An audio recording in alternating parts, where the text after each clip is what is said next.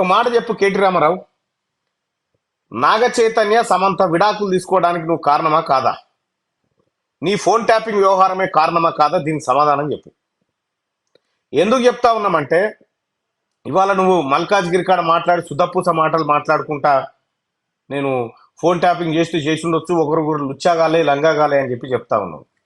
నీ అంత లుచ్చా అనే పేరుకు, లంగా అనే పేరుకు నీకు మీ అయ్యకు సరిపోయే సూటబుల్ అయ్యే పేర్లు అవి, వేరే టోనికి సూటబుల్ కావు.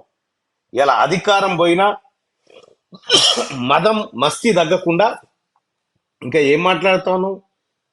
కల్వకుంట్ల కవిత గారు, కవితమ్మనట, కల్వకుంట్ల కవితమ్మ జైలుకు పోయింది. ఇలా ఏ వీరనారి పోయినట్టుగా, స్వాతంత్ర సమరయోధురాలు పోయినట్టుగా, లేకపోతే ఈ పేదోళ్ళకి ఇల్లు కట్టియాలని గుడిసెల కాడ పోరాటం చేసినట్టుగా ఏ కేసులో పోయింది సారు జైలుకు?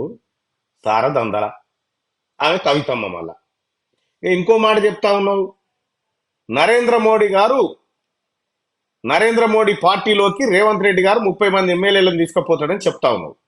ఓవైపు అది చెప్తూనే ఇంకోవైపు హైదరాబాద్ లో ఉన్నటువంటి బిల్డర్లను, క్రషర్ యజమానులను, ఇతరులను బెదిరించి రాహుల్ గాంధీని ప్రధాని చేయడం కోసం 2500 కోట్లు పంపిండని చెప్తున్నావు. ఇవి ఎంత రెండు విరుద్ధమైన ప్రకటనలు? కేటీ రామారావు, నీకు ఏమైనా బుర్ర పని చేస్తుందా?